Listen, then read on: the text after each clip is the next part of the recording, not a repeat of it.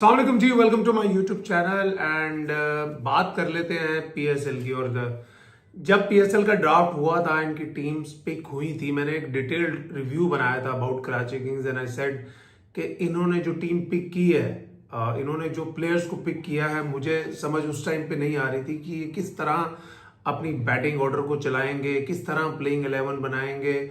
और कहीं ना कहीं मेरे दिमाग में डाउट था कि यार अगर ये सारे टॉप ऑर्डर के जो overseas player, James Vince, Tim Seifert, उसमें डेविड वार्नर और भी एक दो टॉप ऑर्डर के प्लेयर, फिर शान मसूद जो उनके कैप्टन थे उनको भी लिया हुआ है, तो ये किसको ड्रॉप करेंगे और ये किस तरह अपना कॉम्बिनेशन बनाएंगे। जो इन्होंने 9 बैट्समैन पिक किए हैं उसमें से 7 बैट्समैन ऐसे हैं जो कि टॉप ऑर्डर में खेलते हैं, मोस्टली ओपनर है या एक आधा प्लेयर है जो 3 पे खेलता है। कहीं ना कहीं मेरे दिमाग में डाउट था कि कुर्बानी का बकरा जो है ना वो शान मसूद बनेगा, और यही एक वजह है कराची किंग्स की।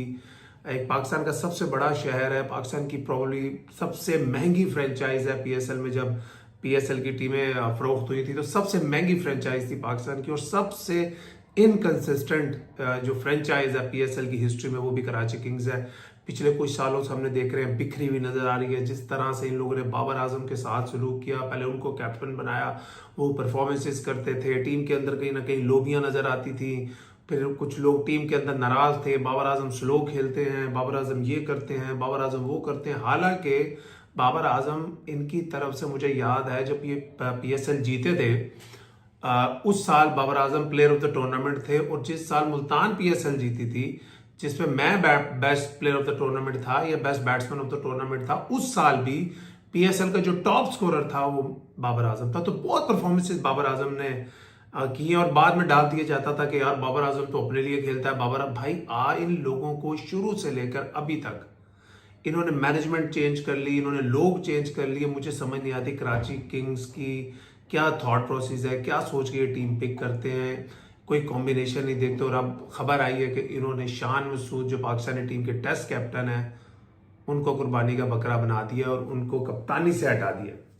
और मैं कप्तानी से हटाने की वजह भी बता देता हूं। मैं उनकी वजह सिर्फ और सिर्फ ये होगी, कहीं ना कहीं उनको लग रहा होगा कि शान मसूद की प्लेइंग 11 में जगह नहीं बन रही, या शान मसूद अपना बैटिंग ऑर्डर छोड़ने को तैयार नहीं होंगे, या कुछ ना कुछ मसला। जितना मैं शान मसूद को जानता हूं, मुझे ये नहीं लगता कि बैटिंग ऑर्डर को इश्यू होगा, क्योंकि हमने इस नेशनल T20 में भी शुरू में एक आधे मैच में देखा कि वो 4 नंबर पे खेलने आए थे। और वो जो एक लीग खेलने गए थे कलंदर्स की तरह, जिसमें टीम थी, मुझे लीग का नाम याद नहीं आ रहा, उसमें भी हमने देखा था कि वो 4 नंबर पे खेले। तो हमें ये सुना था और कोई जराए ने बताया था कि शान मसूद को ये मैसेज दिया गया है कि अगर आप चाहते हैं कि पीएसएल में आप खेलें और आप कैप्टन रहें तो आपको 4 नंबर पे खेलना पड़ेगा, जिसकी उन्होंने तैयारी भी शुरू कर दी। और हमने कहीं देखा कुछ ना कुछ हुआ जिसकी वजह से डोमेस्टिक T20 में 4 नंबर पे खेलने वाले शान मसूद एकदम वो नंबर ओपनिंग पे वापस आते हैं, वो मैन ऑफ द मैच होते हैं।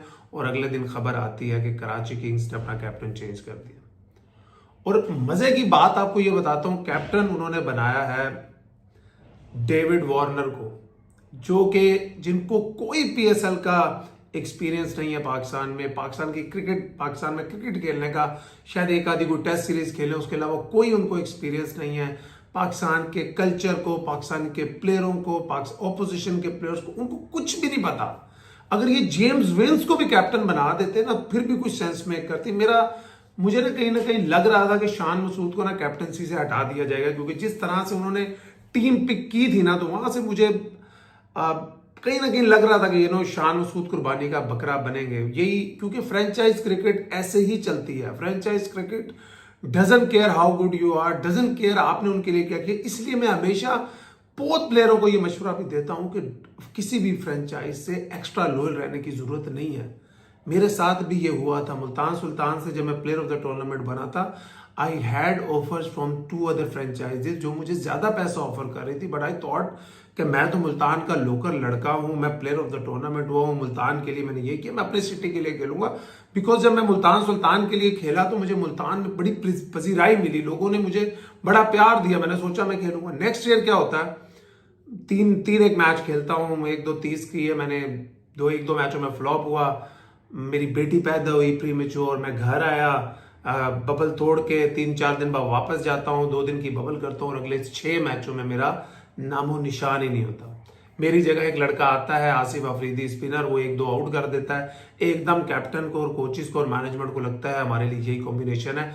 दे फॉरगॉट के 3-4 महीने पहले किस प्लेयर ने हमें बड़ा डोमिनेट करके पीएसएल जितवाई थी। तो यूं ही फ्रेंचाइज क्रिकेट करती। मैं ब्लेम नहीं कर रहा उनको, बिकॉज फ्रेंचाइज क्रिकेट ऐसे ही चलती है। शान मसूद ने मुल्तान सुल्तान्स के लिए बहुत परफॉर्मेंस दी। जब उन पे थोड़ा सा बुरा टाइम आया, उनको 1 सेकंड नहीं लगाया ड्रॉप करने के लिए। उनको रेस्ट का कह के बाहर बिठाया गया। उस्मान खान उनकी जगह आए, उन्होंने 100 कर दिया। उसके बाद rest was history. Shan Masood was never seen again in Multan Sultans jersey. तो यही होता है। लास्ट ईयर शान मसूद के लिए इतना अच्छा नहीं रहा, कराची किंग्स के लिए इतना अच्छा नहीं रहा। अगर तो कराची का थॉट प्रोसेस जो पिक करने के लिए, टीम पिक करने के लिए यही रहेगा, तो मैं आपको गारंटी देता हूं मुझे इस साल भी कराची किंग्स से कोई उम्मीद नहीं है। क्योंकि हमने हिस्ट्री में देखा है कि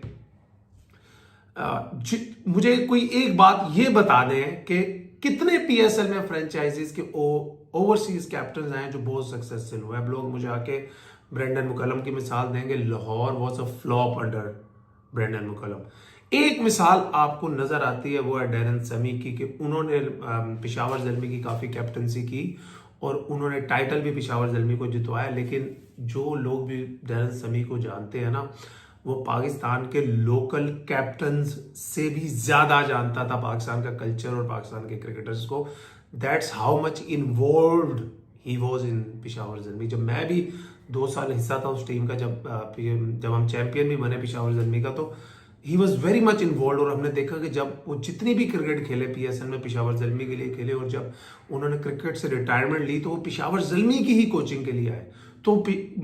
तो आप उनको तो भूल ही जाए ना डैरन समी को कि कोई ओवरसीज वो प्लेयर थे। तो बाकी आप शादाब खान को देखते हैं, मिसबाउल हक को देखते हैं, मोहम्मद रिजवान को देखते हैं, शाहीन शाह को देखते हैं। हमने ये चीज देखी है कि ओवरसीज कैप्टन पीएसएल में कभी भी सक्सेसफुल नहीं रहे, बल्कि दुनिया की लीगों में कम ही सक्सेसफुल रहते हैं। क्योंकि वो जज्बा नहीं आता ओवरसीज बंदे के अंदर, जो एक एक लोकल लड़के को पीएसएल का कैप्टन है, जितनी उसकी इन्वॉल्वमेंट होती है, जिसका उसका पैशन इन्वॉल्व होता है।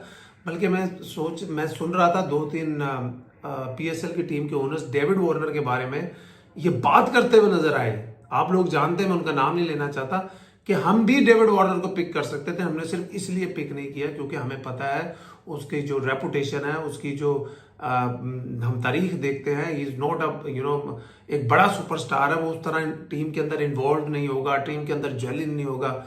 और कराची किंग्स ने शायद इसीलिए, कि शायद वैसे तो उसने जेलिन नहीं होना होगा, शायद जब कैप्टन बन जाए तो टीम की जिम्मेदारी उठा ले। लेकिन आप मेरे से आज यहाँ पे साइन करवा लें, Karachi Kings will be a flop in this tournament as well. जिस तरह की उन्होंने टीम पिक की और ऊपर से जिस तरह से उन्होंने कैप्टनसी को घुमाया, जिस तरह से उन्होंने ये सब चेंजिंग की है, भाई लोकल प्लेयर कोई नहीं था आपके पास। और भाई जेम्स विंस को भी मैं लोकल मान लेता हूँ, चलो वो भी 5-6 साल से पीएसएल खेल रहा है, उसको बना देते हैं। But I think it is very, मुझे लगता है कि Shan Masood is very hard done. पहले मुल्तान सुल्तान्स ने उनके साथ ऐसा किया, अब कराची किंग्स ने उनके साथ ऐसा किया। जब आप बात करते हैं with in the team meeting about the loyalty with the team, then it applies to the franchise as well.